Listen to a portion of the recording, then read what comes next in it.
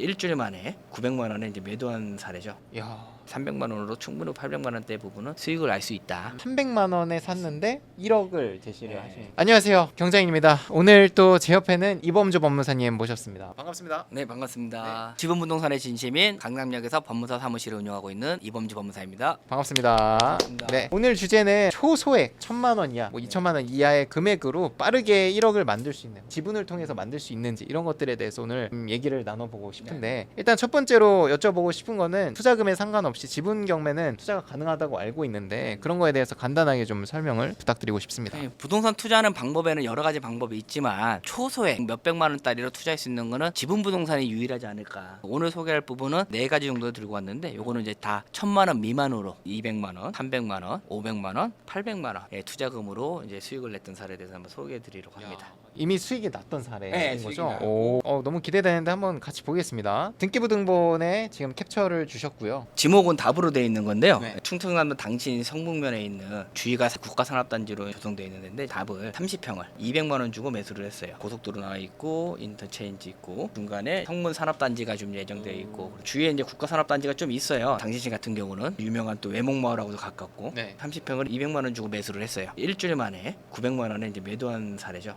야, 봤을 때는 그냥 논밭으로 보이는데. 논밭입니다. 네. 논밭이지만 중요한 건 팔릴 수 있는 물건 누군가는 필요하기 때문에 네. 공유자 상대로 내용증명서를 보내자마자 3일 만에 매수 의사를 좀 비춰와서 등기부등본 아시고 보시겠지만 님한테 900만 원대 바로 판 게 아니라 바로 팔아버리면 1년 미만이기 때문에 55% 정도의 세금이 네. 나와요. 그래서 이거를 법인한테 일단 팔고 양도세가 하나도 없죠. 200에서 210만 원에 팔았기 때문에 양도세가 그쵸. 하나도 없고 법인에서 다시 한테 팔았기 때문에 아. 9%의 세금 아, 이 정도까지 그렇구나. 해서 이렇게 돼서 세금은 거의 이제 안 낸 거죠. 3월 19일 날 소유권을 받으시고 한 달 반 뒤에 월요일 날 법인 넘기고 그다음에 여기서 이제 지분자인 님께 다이렉트로 넘겼더라면 700만에서 55% 정도 세금을 내야 되거든요. 350만 원 이상을 세금으로 내야 되는데 이걸 좀 절세하기 위해서 법인으로 넘겼다가 법인에서 다시 이제 씨한테 넘겼기 때문에 700만 원의 수익을 났지만 9% 정도 법인세 정도만 내면 되기 때문에 한 300만 원 정도는 절세를 한 거죠. 매도하는 것도 중요한데 한 번 딱 받았으면 최고의 수익률을 낼 수 있게끔 계속 머리를 써야 되거든요. 이런 부분도 제가 수업 시간 알려드리기 때문에 계속 피드백을 알려드리는 거죠. 금액 자체가 뭐 엄청 크진 않으니까 세금 몇십만 원 이게 수익률에 지대한 영향을 주겠어요. 맞아요.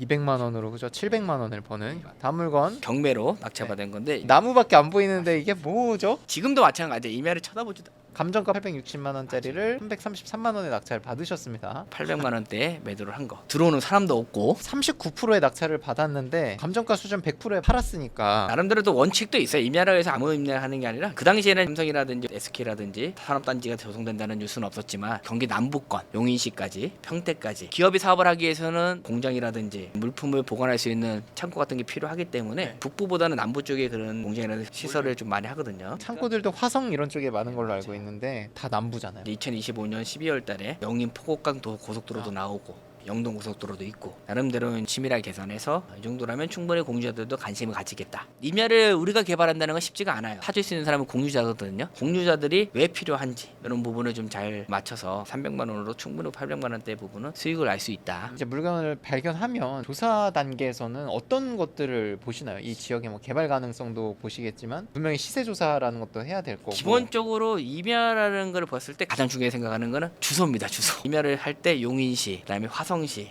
평택시, 시흥시, 강명시 이해는 안 해요. 개발 가능성도 있다지만은 사실은 개인적으로 저희가 임야를 개발하기 쉽지가 않다고 얘기한 것처럼 공유자들은 이거를 샀을 때 개발 가능성을 보고 산 거거든요. 그러다 보니까 그분들은 자꾸 지키려고 하는 성향이 좀 강하다는 거죠. 매입할 수 있게끔 좀 미리 해놓는 거죠. 자꾸. 다음 물건 한번 살펴보겠습니다. 세 번째 물건인데요. 개인적으로 갖고 있는 건데요. 매도는 안 됐고 태장동 468-3 원주에서 북쪽에 좀 위치하고 있고 태장동이라고 주위에도 아파트도 꽤 있어요. 20평을 300만 원에 샀어요. 토지를 샀을 때 저희가 시공사가 아니고 시행사가 아니고 직접 경험이 없는 사람이 아니라면 저희가 직접 개발하기 쉽지가 않아요. 결론적인 건 뭐냐면 토지를 투자를 할 때는 개발 가능성이 있는 토지인지만 내가 알 수만 있으면 돼요. 근데 이런 걸 어디서 보냐면 토지임이라는 데 다 나와 있어요. 토지임을 한번 보시면 지목은 전이지만 여기 지역지구 단위 보시면 용도가 뭐냐면 2종 일반 주거지역. 2종 일반 주거지역이 가지는 의미가 뭐냐면 아파트를 지을 수 있는 땅이다. 그래서 정부에서 이 땅은 아파트를 앞으로 지을 거라고 용도에 대해서 딱 못 박아 놓은 거죠. 그러니까 이런 것만 읽을 줄 알으면 답인데 전인데 2종 일반 지역이니까 농지증도 필요하지 않고 그러다 보니까 이거를 제가 충분히 오래 가져가도 되겠다는 생각으로 매입을 300만 원 했어요. 20평을.